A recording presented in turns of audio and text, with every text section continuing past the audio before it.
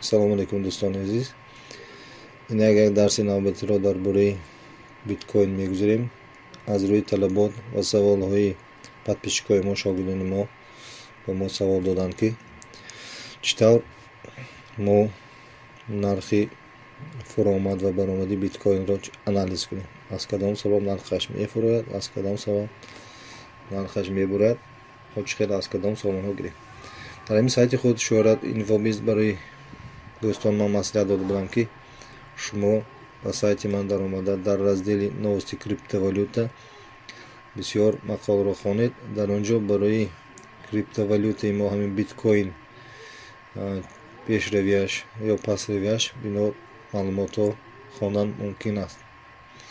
фарз кардем мана дар Джим Керри Крамер дар бораи криптовалюта чӣ фикри худро гузаштааст. Инро мехонед. Агар фикри он нисбати криптовалюта позитив небошад, курси биткоин баланд мешавад. Инҳо анализ мекунед.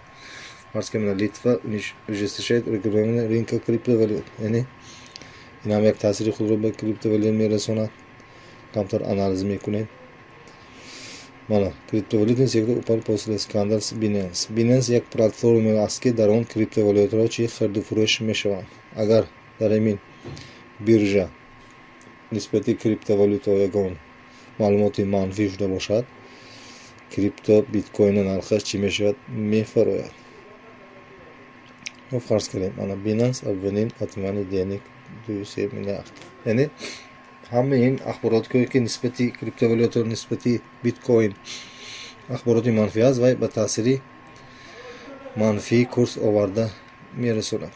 фарз кардем дар инҷо дар асл мебинем аёнро ба ҳоҷат ба баён нест гуфтан. вақте ки як аз криптовалюта яъне крах шуд, аз байн рафт, яъне банкрот шуд, ин ба таъсири худ ба биткоин ҳам таъсири худро расон. Terra Luna чӣ шуд? Ба поён рафт.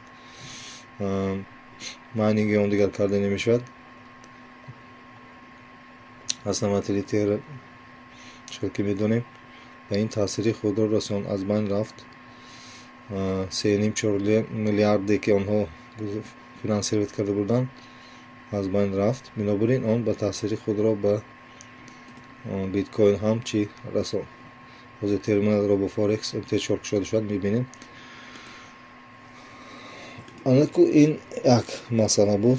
дигар масъала ҳамин аст ки мо камтар дар бораи криптовалюта яъне биткоинҳо камтар маълумот пайдо кунем.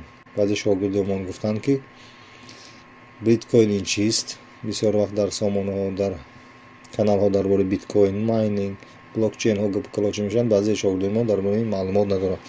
бинобар ин камтар дар бораи биткоин ин мафҳумҳоро чӣ пайдо мекунем ки дар оянда ба мо як чиз маълумот пайдо шавад ва дониши худро дар бораи криптовалюта ва биткоин камтар чӣ сайқал диҳем. инак таърихи биткоинро чон кунем дида мегузарем. таърихи биткоин соли 2008 ташкил карда шудааст. аз тарафи ки? аз тарафи олим программист Сатоши Накамото. яъне аввалин криптовалюта биткоин яъне электронни денги мегӯянд, пулҳои электронӣ мегӯянд, дар асоси ҳамин олим ташкил карда шуд. пеш аз ин ҳамин электронни денгҳо криптовалютаҳо ба воситаи алгоритми криптографикӣ сохта шудагӣ буданд. бисёри архивҳо, маълумотҳояшон одамҳо дар ҳамин алгоритмҳо сахранӣ мекарданд, яъне дарҷ мекарданд, сабт менамуданд. лекин дар ҳамин соли 2009 ҳамин чизро ин одам чо кард, асос кард, як система ташкил кард. дар асоси ҳамин алгоритми криптовалюта чӣ кард? ба вуҷуд овард. яъне як мутамарказ кунанд, як ба тартиб давру як системаро ташкил кард ки ба воситаи ин система бо гирифти электронҳои пулҳои электронӣ чӣ мешавад.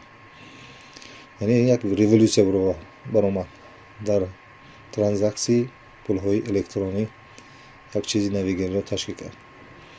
бинобар ин дар статъи худ Сатоши Накамото гуфтааст ки мо барои инсонҳо як системаи пулҳои электронӣ ташкил мекунем ки фақат онҳо ба чи аст? Ба боварӣ вобаста асту халос. Яъне ягон кас вақте ки мо криптовалютаро биткоинро аз як кас ба як кас мегирем ё аз дигар кас ба худ мехарем, ягон дар онҷо номи мо, суроғи мо, шахсияти мо дарҷ карда намешавад. Фақат ду чиз ҳаст халос дар биткоин. Чи? Яъне номери ҳамон кошелок аст ва ключ аст, яъне калиди приватный калид мегӯянд, приватный ключ мегӯянд. ҳамон ду чиз ҳаст халос. восе ҳамин ду чиз мо криптовалютаро биткоинро мехарем, биткоинро чикор мекунем? Мефурӯшем. Сеюми аввали 2009 Сатоши якумин бор ҳамин аввалин биткоинро чокар генератсия кард, ташкил кард, сохт, яъне майнинг кард. Майнинг чист? Мо дар дарси оянда дар бор мегузарем. Майнинг дар асоси блокчейн ба вуҷуд овард. Блокчейн ҳам чист? Мо дар дарси оянда мегузарем, чунки ҳозир агар мавзӯъро ба блокчейн ва майнинг гузарам, ин мавзӯъ дар як чиз мемонад. Бинобарин бо тартиб имрӯз дар бораи биткоини худаш камтар маълумот кунем. Баъд дар дарсҳои оянда дар бораи блокчейн ва дар бораи майнинг дарсҳоро мегузарем. Инак, яъне Сатоши 2009 чикор кард? Аввалин биткоинро ташкил кард. худаш аввалин 50 биткоинро худаш дар ҳамин кошелоки худаш, кошелоки электрони худаш майнинг кард соли 2009. баъд аз он ҳамин дар давоми 2009 дар кошелоки худ 1 миллион биткоин чи ба вуҷуд омад. Дар адреси худ Сатоши Накамото 1 миллион биткоинро майнинг карда чи сабт кард. акнун аввалин одаме ки биткоинро сохт, ин падари биткоин ки мешавад? Сатоши Накамото номида мешавад. лекин баъд аз он ҳамин одам чокар аз байн рафт.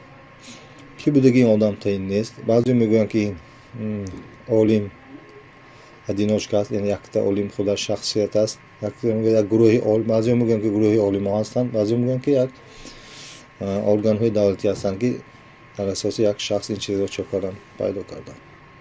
баъзеҳо мегӯянд ки инопланетонро ташкил кардагӣ, баъзеҳо мегӯянд ки масонҳо, хулоса чандин версия ҳаст, лекин аслашро ҳеҷ кас намедонад. лекин факт ҳамин ҳаст ки ҳамин Сатоши Накамото ҳамин чизро чӣ кард? Ташкил кард.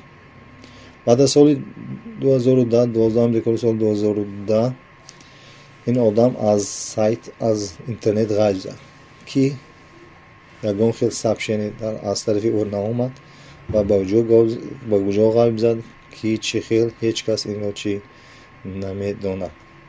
ин буд таърихи пайдоши биткоин, асосгузор Сатоши Накамото.